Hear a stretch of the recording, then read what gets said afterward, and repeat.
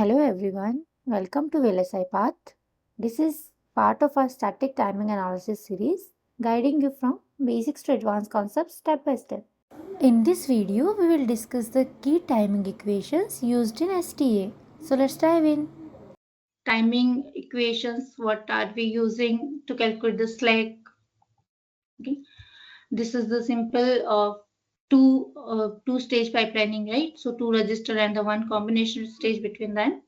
So the setup time, this delay from this clock to here, this delay and this combinational, that's the data path I'm saying. Then the setup of this clock, and then a clock path I'm saying if there is some buffer or this wire delay, that's a clock path, and T clock is the clock period. So if this condition satisfy, that's the then we'll say there's no setup violation. So in some of the questions you will see this delay, like this flop also have the minimum and maximum delay. This net will also have the minimum and maximum delay. There we always get confused, like which delay we have to consider in this equation. So wherever you have the greater than sign, you have to take the minimum delay of that particular site.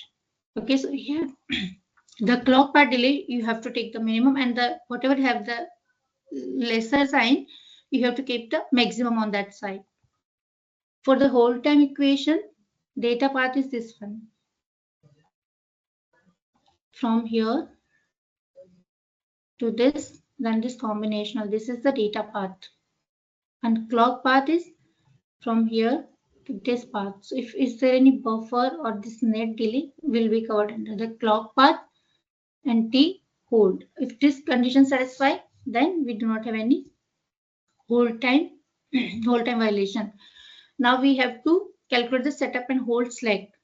So we always say like the setup is violating by this margin and the hold is violating by this margin. So setup slack is required time minus the arrival time.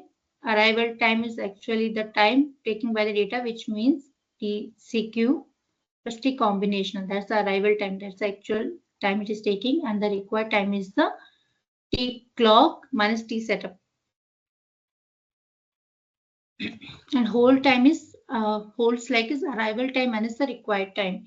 Required time is the T hold, and arrival time is again the same, but it is actually taking the time from here to here. So if this slack setup and hold is positive, then there is no violation. If it is negative, then there is the violation. Then we have to optimize that violation. That's all for this video. See you in the next video. Thanks a lot for watching.